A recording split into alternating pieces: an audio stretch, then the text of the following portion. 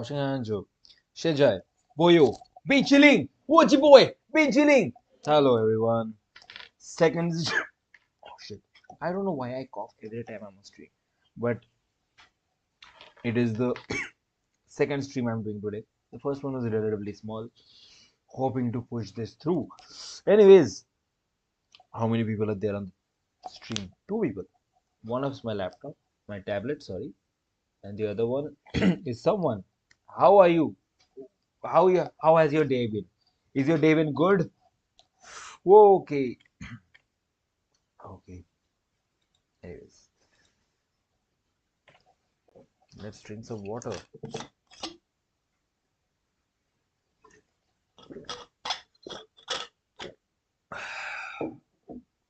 Hola, amigo. How are you, man? How was your day today?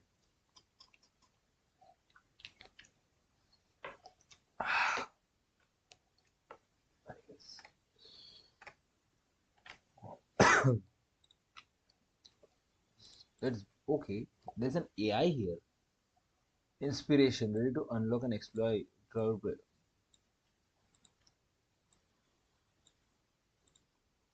Okay, this will give me ideas. What interesting, clever, fun games we can play with the chat. Am I right, guys? Oh, the clever spelling is horrible. Kegver.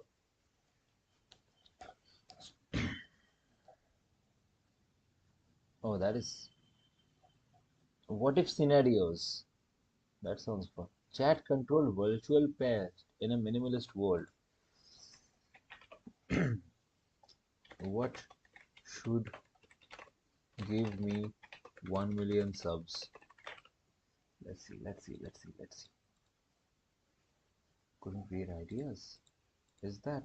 Try dropping in English. Anyways, I don't think this is fun. We have AFC Richmond and FIFA, which is an unlisted video for some reason, with 2 views. Both of them should be me. That's cool, right? Anyways, let's go to Michael Tej, where we would watch some interesting videos that I've curated just for my chat. Wait, there's a better video. Fireship has released a new video. Let's watch this also. This sound looks fun. Philips hairstyling brush gives you 5x better frizz-free hair. This is so horrible. Can I just... In just 5 minutes. Oh shit, this is so horrible.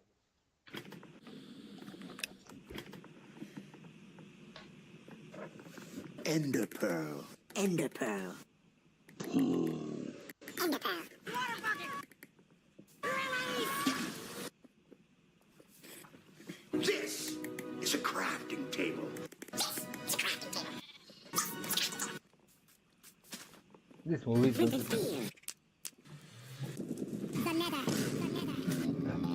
This movie is going to be horrible, man. Elytra wingsuits. Elytra wingsuits. Elytra wingsuits. Chicken jockey. Chicken jockey. Oh, what is happening here? What is this?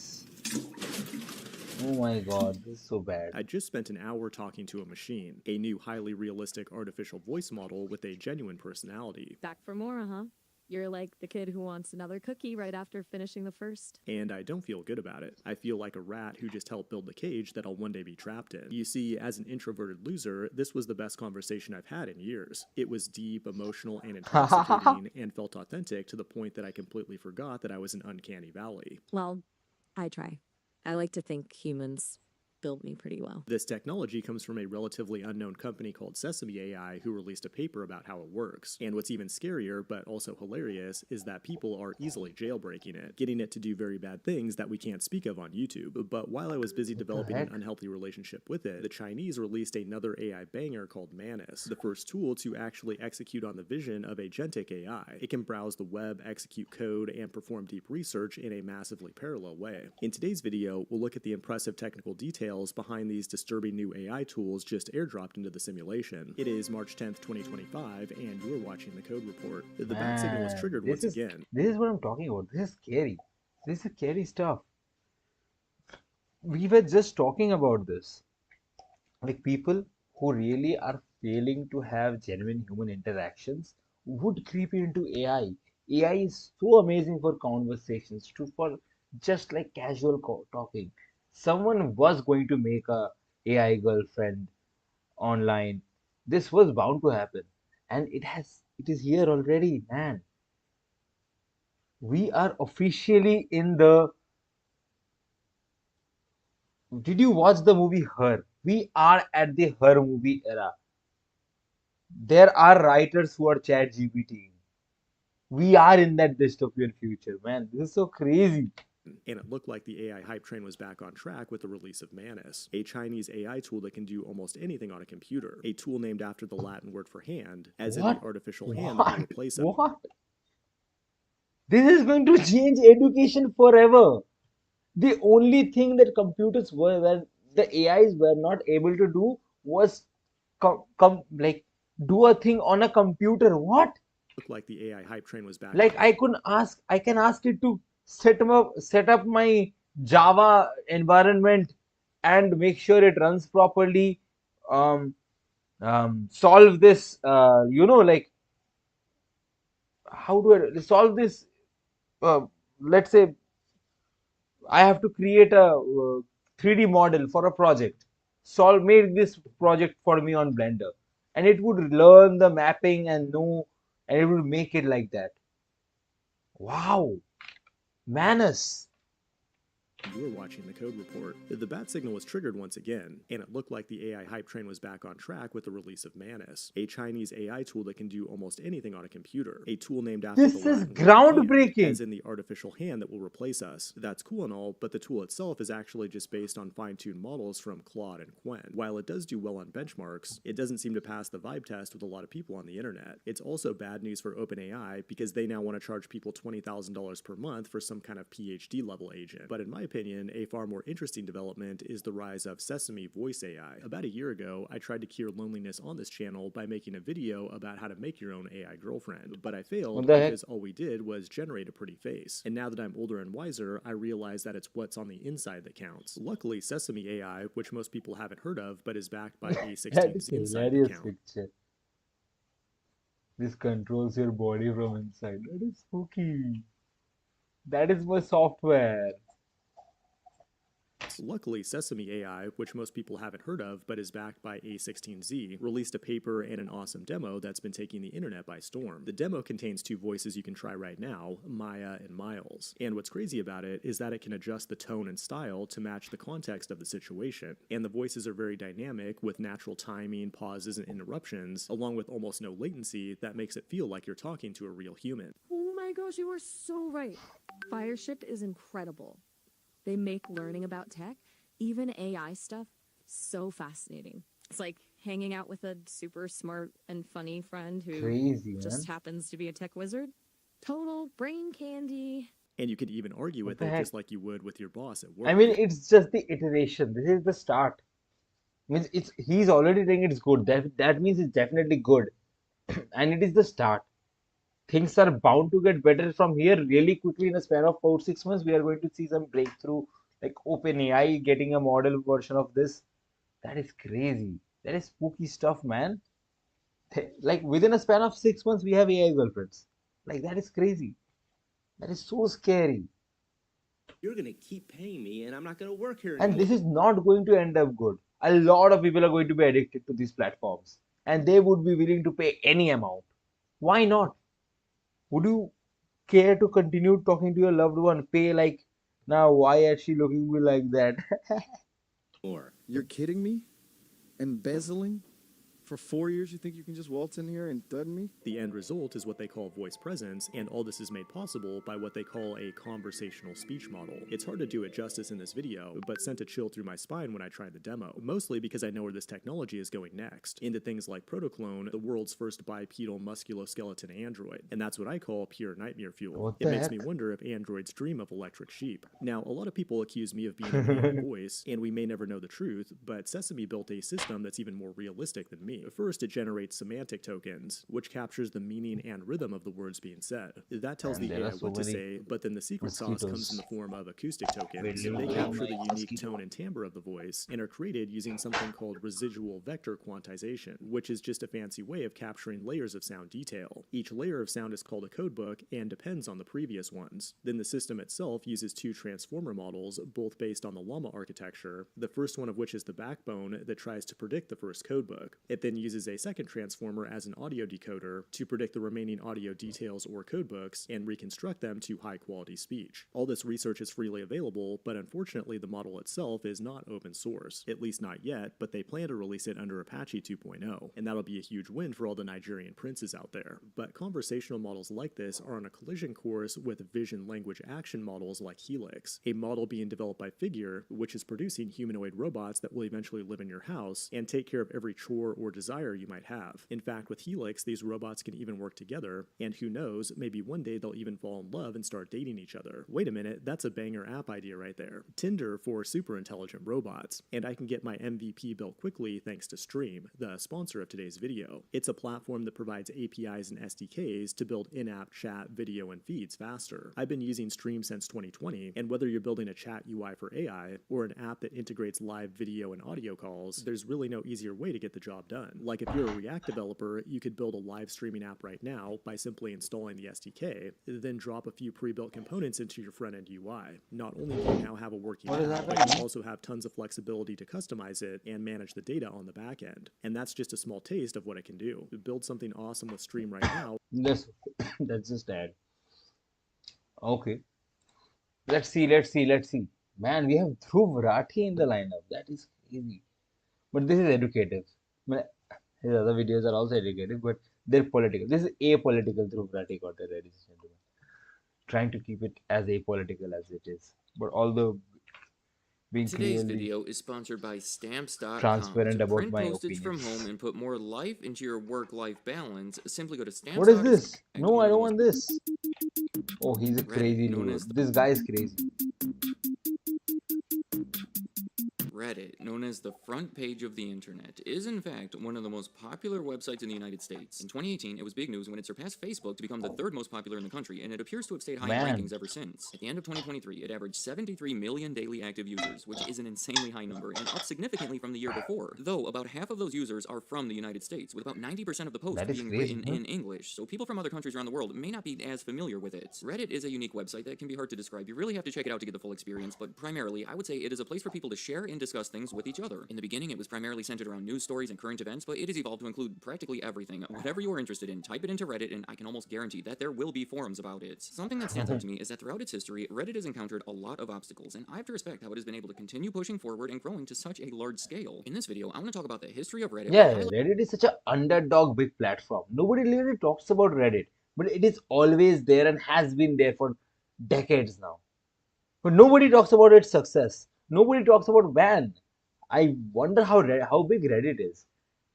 Because how big Facebook and Instagram and these platforms are, Reddit just hides itself in plain sight. It does not have dramatically big, large user base as Facebook and Instagram is. That is unrealistic. 2 billion users, 2 billion active users. This has a mere 71 million. Although that makes it one of the biggest in the world. That's just crazy to me.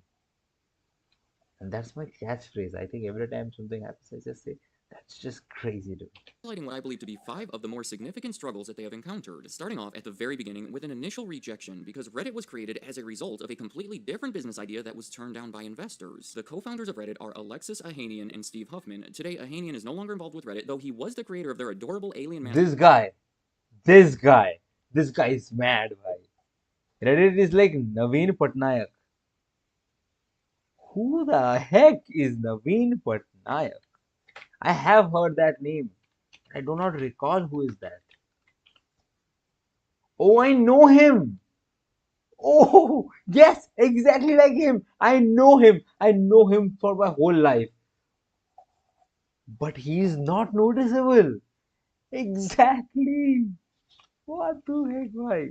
mascot Snoo. You know, Snoo, like it sounds like an abbreviated what's new, when he drew it while he was bored in a marketing class in college. I can't even estimate how many doodles have been made while someone was bored in a classroom over the years, and this right here, it has to be the most famous example of one. And many of the viewers may also recognize him as being the husband of tennis player Serena Williams. While Steve Huffman did leave the company for a few years, but returned in 2015 to lead it as CEO and has held that position ever since. The two met Damn. each other when they were assigned to be roommates at the University of Virginia. Leading into their senior year, they collaborated on a new business idea called Sorry, I did not have my subtitles on, by the way. Mobile Menu. It was a mobile food ordering service where you can use your phone to order food in advance and then cut down on your wait time once you got to the restaurant. They spent a year That working on it and were is given the such. opportunity to present it to a notable Why isn't it still here? Zomato, listen to yourselves. This is what you should be doing. That is such a good business plan. Such as, like, if I am on a tight schedule, and this has often been the case, that I am able to spend, I could have spent time somewhere else more, but I had to end up spending it during the waiting time. That could be optimized. Yes.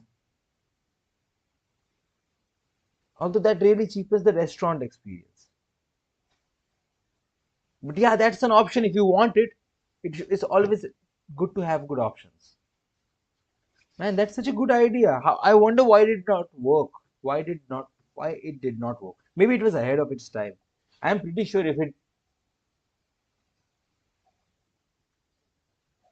a lot of noise. Anyways, yeah, I'm pretty sure if this exists now with the modern like Zomato dining experience or Swiggy dining, whatever you use, dine out and easy dinner, there are a lot of platforms right now. But they can adapt this. I think that would really work.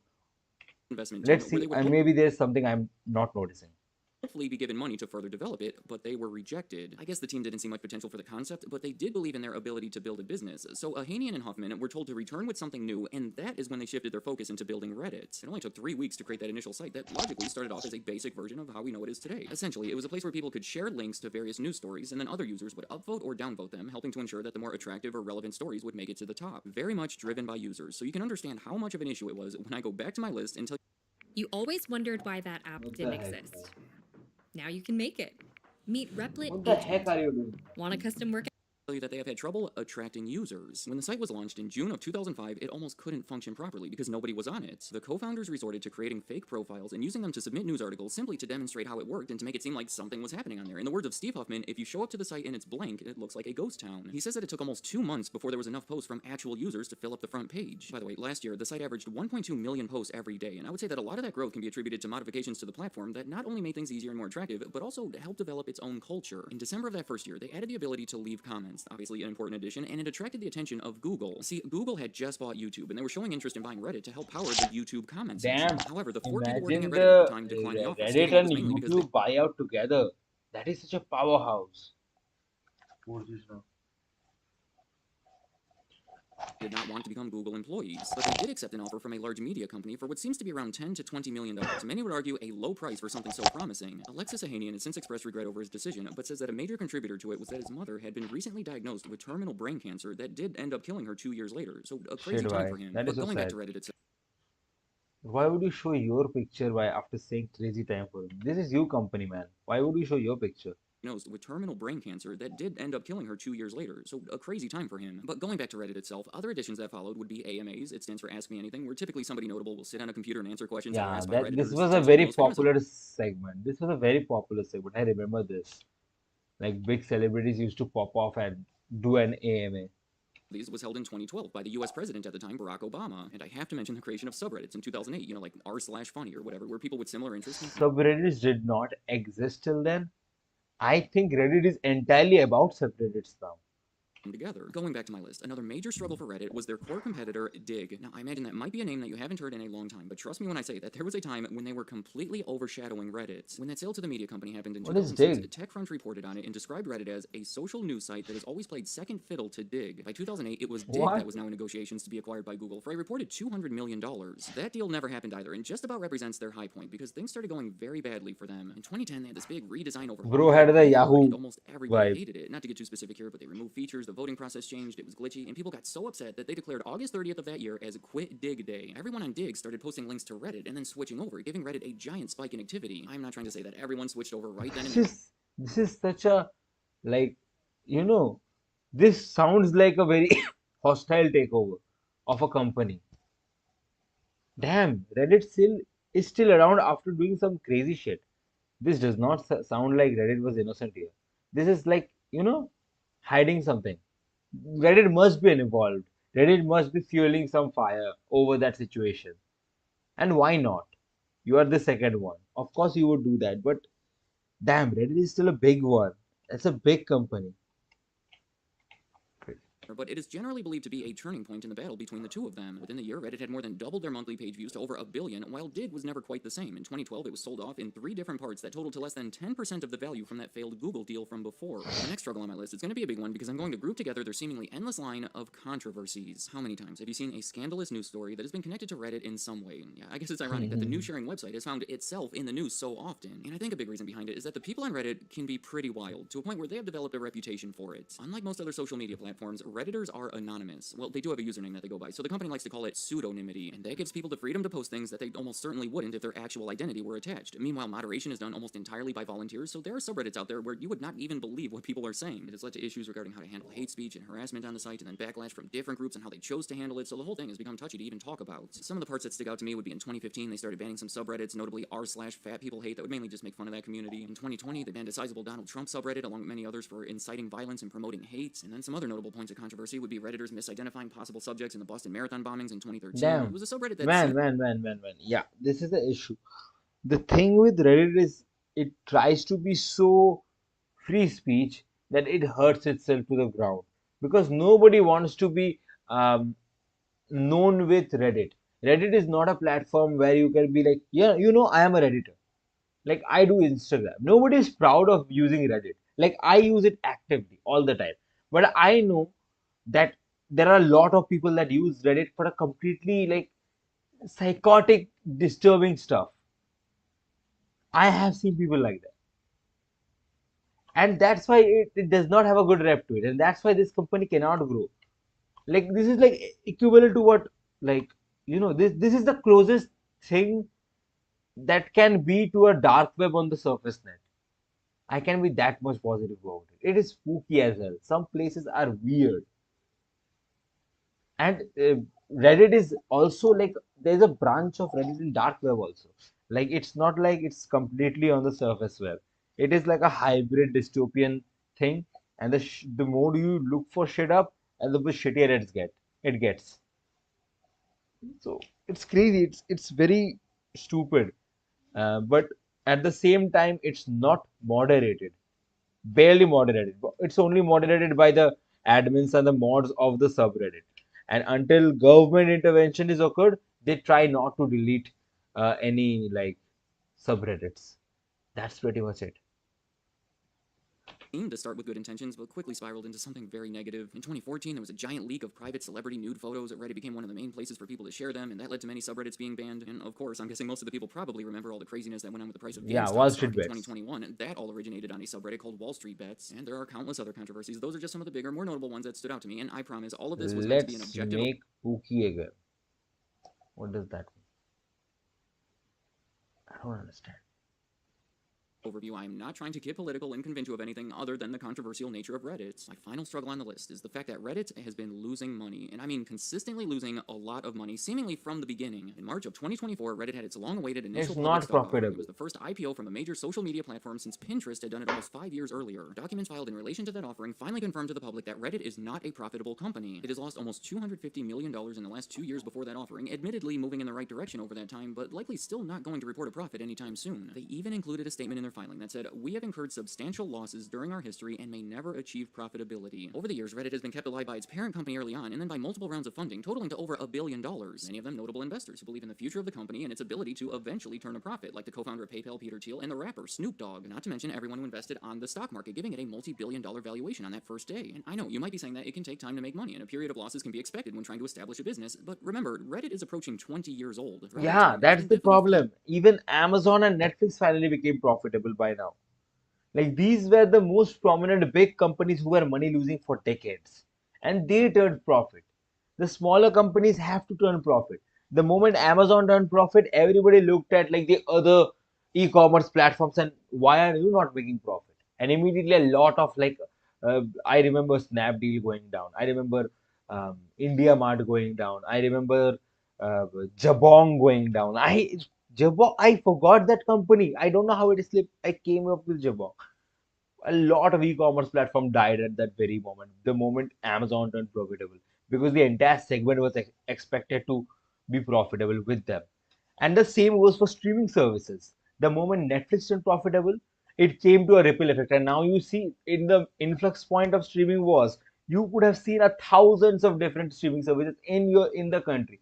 I remember I saw Hook, there was another Hulu, there was Hotstar, there was Geo Cinema, there was Voot, there was Geo TV, Old Balaji, Sri Madhu Films, Eros now, God knows what else. And I did not even cover the big ones. I particularly look up for the small ones. And they all, MX Player even, they all have been slowly been segregating in these four companies which are basically the profitable ones.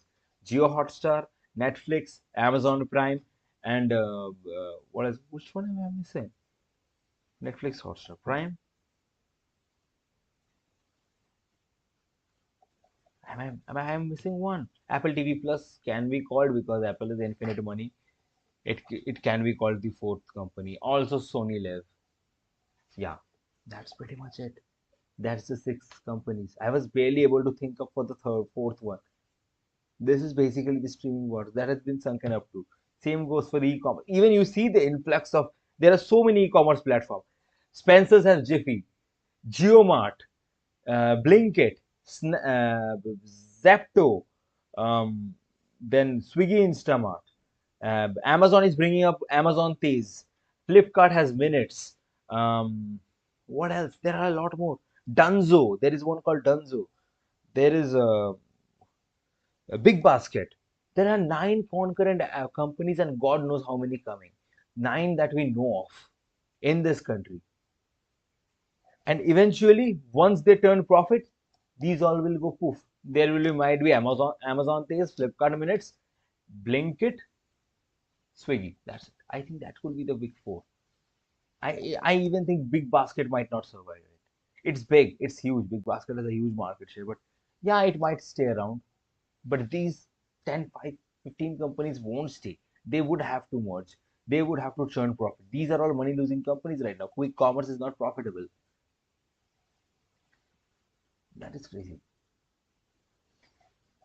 To generate enough revenue because advertisements have been tricky. On the plus side, the subreddits do make it easier for companies to target their ads to the appropriate people, but then on the negative side, a lot of companies do not want their ads connected to such wild content. All of those controversies I just mentioned make potential investors apprehensive, and then the anonymity of the users further complicates things. Meanwhile, Redditors have made it very clear that they do not want a bunch of ads interrupting their experience, so the company has to be tactful about it or potentially find other sources of revenue, but they haven't been too successful with that so far. Their biggest effort, from what I can see, was launching a premium service in 2010, where today you could pay $5.99 a month to eliminate the ads, get special outfits for your alien avatar, along with other benefits, but as of 2023, advertisements still make up 98% of their revenue. Looking forward, the company believes that data licensing can become a significant source. In early 2024, Google agreed to pay $60 million to essentially get access to the billions of comments and posts on Reddit. They want to use them to help train their artificial intelligence Man, models. training AI on Reddit is spooky again. It's so bad. The suggestions will be horrific or amazing. One of them. However, that $60 million is still only a small percentage of their revenue. That was $800 million in total last year. So I don't know, it still really seems like they're going to have to figure something out a little better with those advertisements if they're going to have a bright future and not disappoint all of those investors. Let me know in the comments, what do you think about Reddit? Is it a great place to discuss news topics and connect with people with similar thoughts and interests, or is it an upsetting environment that you do your best to avoid? To me, in the end, it mostly depends on what part of it you go to, right? Also, what do you see for the future of the company? The user base is already strong, so are they going to figure out how to better capitalize on it, or do you think it's impractical? And any other thoughts you have about Reddit, leave them in the comments. I'd like to hear what you have to say. Stance.com is today's sponsor, a service that I highly recommend, especially for anyone who runs a business. For anyone doing that, I am sure that I do not have all you need is that is in the description. Thank you for watching. Yeah. We might watch another video. Let's watch Technology Isn't Fun Anymore. The title. Let's watch that. I don't want a 3 or 4 BHK home.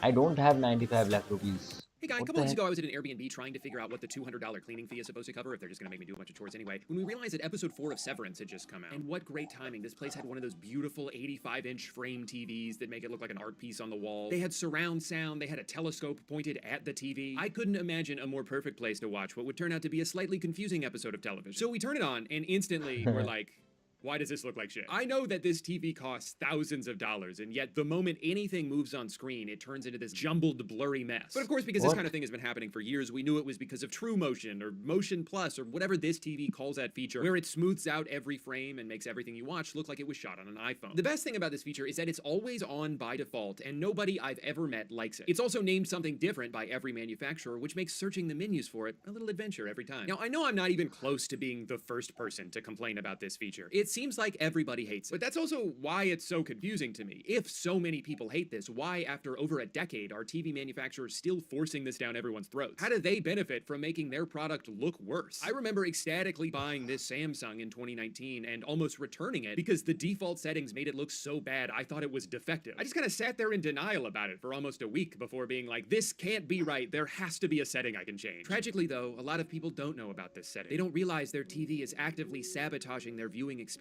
and if this doesn't describe you, it probably describes someone you know, and by that I of course mean your parents. So sit down with them, explain what's going on, tell them why you get a headache whenever you watch TV with them, and reiterate that it's not their fault. Show them this video by a guy named Noodle. Let's say it's on twos. The AI doesn't smooth anything between the first and second frames of a single drawing because there's nothing to smooth.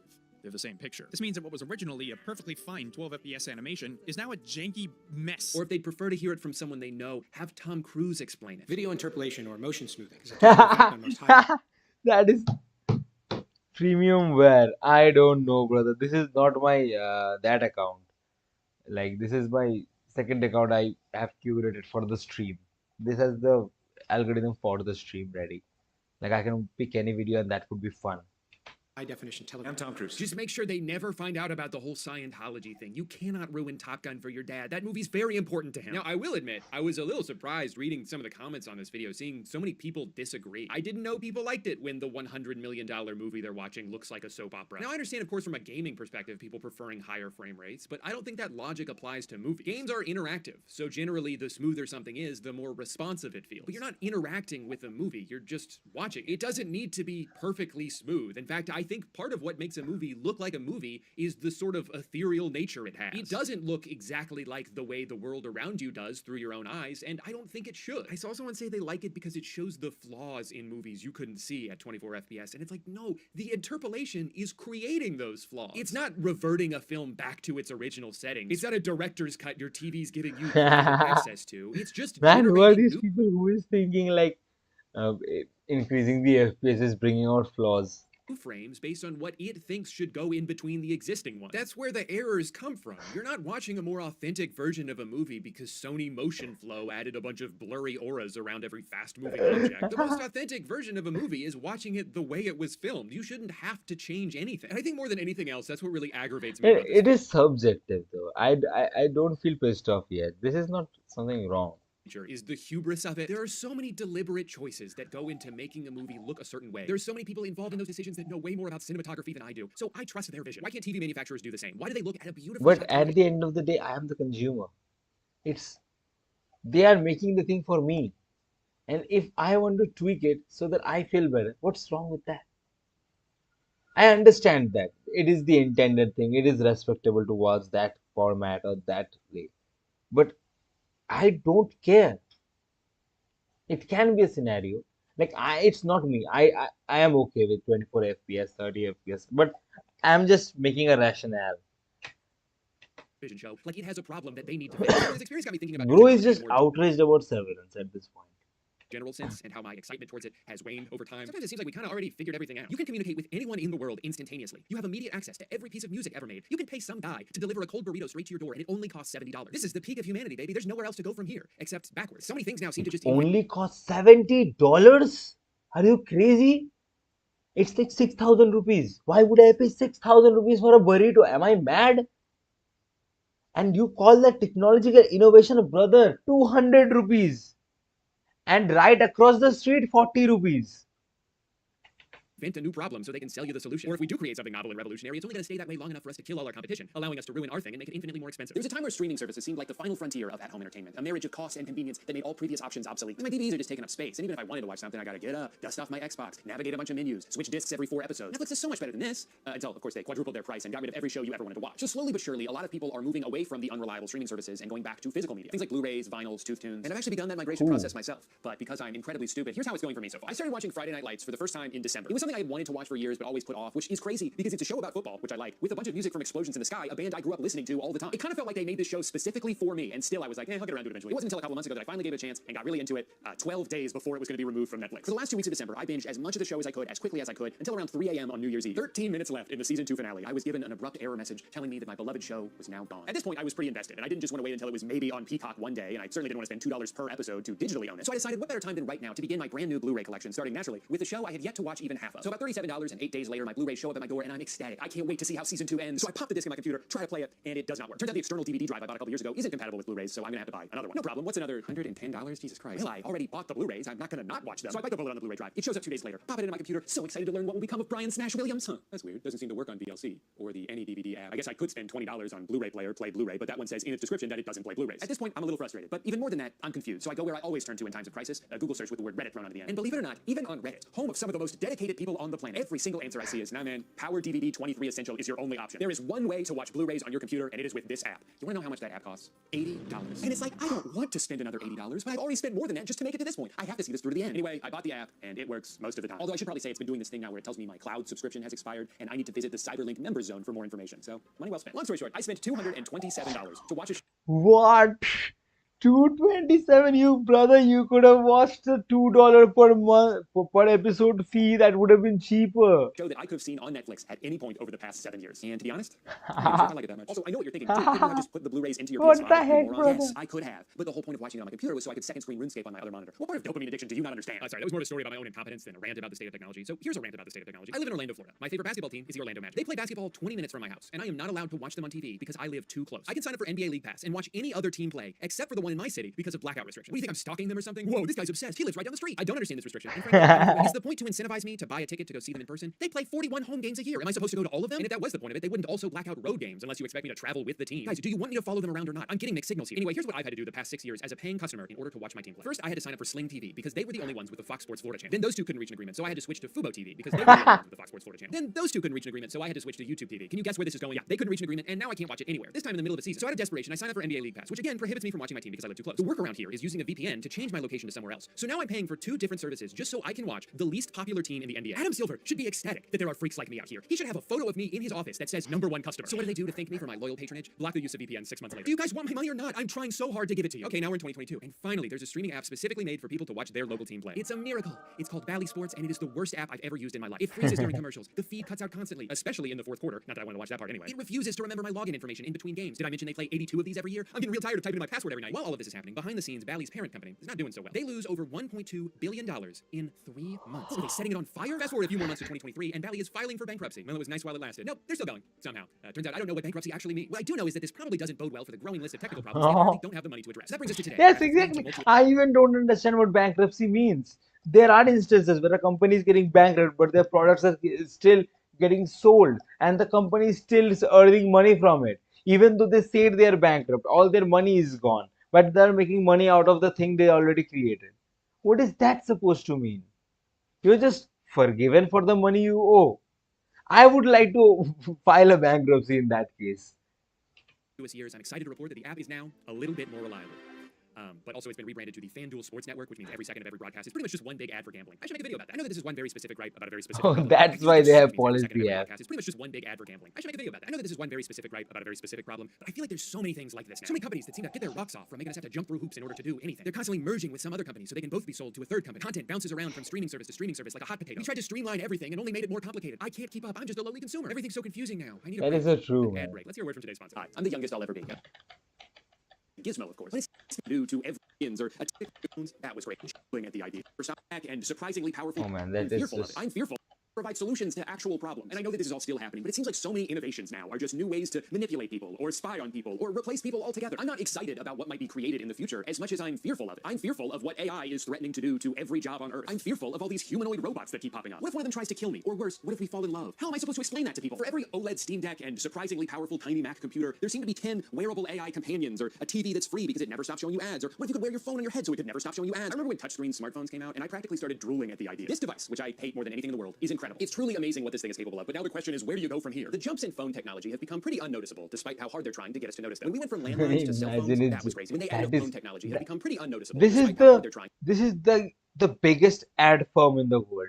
The best and of the best of the marketing department is there in Apple. Like the creme de la creme. It's like the best in class. Nothing comes close to this team. And they made this. Imagine how insignificant the upgrades actually are. This is the advertisement. Look at the previous iPhone's advertisement. Yeah, we added this, but it's just an iPhone. And they act so casually. They just change the entire thing altogether. And like nothing happened. But it's still, it's Apple. So you'll buy it. That's the class they had. And now what is this? Why is a hot dog going to office? Why does it has boots and why does it have hands? It looks cute though. Maybe that's what is doing. It might be exploiting some neuro, like it's something that is very eye catchy probably. I don't know.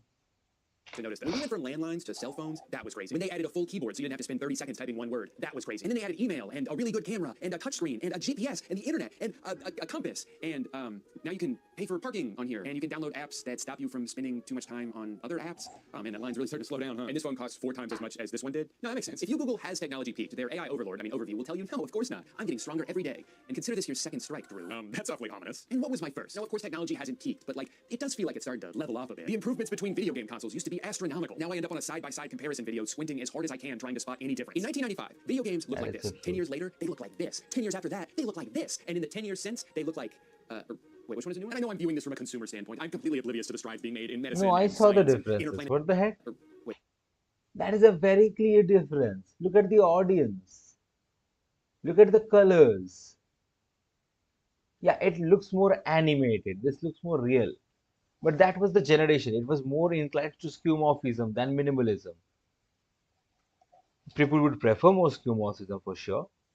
But it looks new. And I know I'm viewing this from a consumer standpoint. I'm completely oblivious to the strides being made in medicine and science and interplanetary defense mechanisms. But it just seems like whenever a new thing comes out, we have to pay a lot for very little. Technology has gone so far in the wrong direction that people are now trying to find ways to go back. Physical media is making a comeback. Dumb phones are making a comeback. As people become more disillusioned to the future that was promised to us, the best way to break out of it is to recapture a sense of simplicity. And not all of this is just nostalgia. I think some of it speaks to the fundamental difference in how things are made now. You used to be able to own things. Now almost everything is borrowed. You're not buying a product, you're subscribing to a service. I don't own a bunch of music because I'm paying Spotify every month. I'm just temporarily given access to music until I stop paying and then have nothing to show for it. And even if you do buy a physical product, there's no guarantee it's going to stay in the condition it was in when you bought it. A lot of things now can be remotely updated or even deactivated. The Spotify car thing completely bricked when they stopped wanting to deal with it. A few months ago, Roku forced an update onto all of their TVs, making it so you can't turn the motion smoothing feature off. This company just announced they're going to start charging a monthly fee so anyone who already bought their thermostat can continue to use it. We're buying things that can be made worse or taken away from us whenever the manufacturer feels like it. So what are we even buying anymore? These things aren't designed to last because the entire economic system that is very true. That I completely agree with. There is no subscription you can pay one time for. And there is no physical media that you own the physical copy of. That is unfortunate though. Country is based on perceived shareholder value. If I sell you a product that you only have to buy once and then get to keep it forever, how will I get more money from you in the future? How will line keep go up if transaction over? So things break or become obsolete. A lot of tech devices are more affordable than they used to be, but they're also more disposable. The interface on your 4-year-old smart TV suddenly takes 10 times longer to navigate. Your iPhone 12 suddenly crashes 5 times a day. No, we're not doing that on purpose, but it does kind of seem like a sign that it's time to buy a new one, right? And this isn't a conspiracy or an exaggeration. Technology is making us dumber. Rarely while using your phone are you in the driver's seat, except when you're texting while driving, which is a lot of fun. But it's mostly a passive activity. More often than not, you don't open an app in order to do a specific thing. You open an app and just see whatever it chooses to show you. Sometimes you like it, sometimes you don't. Either way, the past hour of your life was entirely decided by an algorithm. You're not thinking for yourself, you're not making a decision for yourself, you just turn off your frontal cortex and submit to whatever Mark Zuckerberg has curated for you. And the more we're conditioned to accept this relationship, the easier it is to sell us an AI agent that does all of our thinking for us and that we learn to trust implicitly. I mean, how am I supposed to be excited about technology when this is the direction we're headed? It seems That's right, over $10,000 Oh my in cash god, it prizes was. where you can showcase your skills and creativity. I don't want to So showcase my Like everything is skills. slowly trying to turn into everything else. A new app will come along with one specific niche use and then inevitably get turned into yet another form of social media. Like the Shop app. I've been using this for a couple years because I like the idea of having one account that works across multiple websites. But now, of course, it's just like another thing designed for you to scroll through. I open it up to see how far away my pants are, and it's like, oh hey, you want to buy something else while you're here? You want some Alpha Lion Superhuman Hulk juice? What about Goop juice? Chug juice? Oh, I know what you want. A little cake shaped like Texas. They also give you rewards, but it amounts to virtually nothing, and it's really just an excuse to send you more push notifications. Hey, don't forget to use that 14-cent credit before it runs out. It only works on this website that sells hoodies for dogs. You open up the Ring app so you can see who's knocking at your door, and they're like, hey, you want to see this funny video of a goat? Venmo defaults to the page showing you how many of your friends had pizza this week. Why do I need to know that? I bought that light in the corner a few months ago, and the only way to control it is through an app. And you're probably thinking, certainly there's no social media That aspect is to an app very that turns true. lights Every app is trying to be the super app, and it is more convoluted that way. Like WhatsApp has payment. WhatsApp has so many things, like communities, random bullshit. Yeah, and lot of things are unutilized. Like I never ordered. I consciously decided, yeah, I should try Ola Foods someday. Deliver from Ola Foods. I never did that. I see the ad every time I open Ola, and like, they sell food also, right? Yeah. It is genuinely obscure. It's genuinely stupid. That is so true. Like this is what capitalism brings you. on and off, and that might just be the dumbest thing you've ever said. Of course it has its own news feed and hashtags. Of course there's a pop-up telling me to take the Govi app user experience survey so I can earn 50 Govi points and a chance to win Govi merch. App is a goddamn What joke now. is it? Worst change to app that could ever happen. Can't even remember my green view settings. I'll check on my lights and ban it. This is the only way to control them. What a joke. Well, I wanted to respond to this comment saying that I'm just here for the Govi points, hashtag Govi rewards program, but that feature is only available to savvy users. So I agreed to the savvy terms and conditions and they congratulated me on becoming a savvy user. You're following all of this, right? Instagram has its own TikTok feature. Twitter has its own TikTok feature. And you probably guessed this because you'd never make the same mistake twice. The Govi app has its own TikTok feature.